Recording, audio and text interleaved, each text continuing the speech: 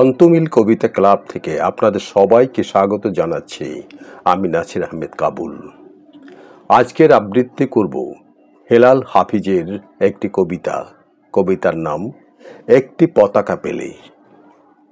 কথা ছিল, একটি পতাকা পেলেই আমি আর লিখব না বেদনার অঙ্কিত কষ্টের কবিতা।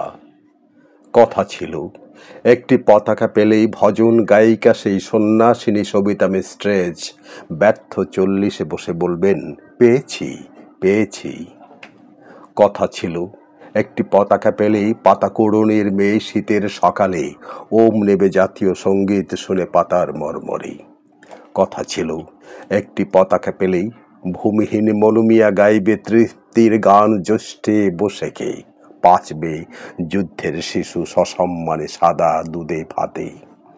কথা ছিল, একটি পতাকা পেলেই আমাদের সব দুঃখ জমা দেব যৌথ খামারে, সম্মিলিত বৈজ্ঞানিক চাষাবাদ সমান সুখের ভাগ সকলেই নিয়ে যাব নিজের সংসারে।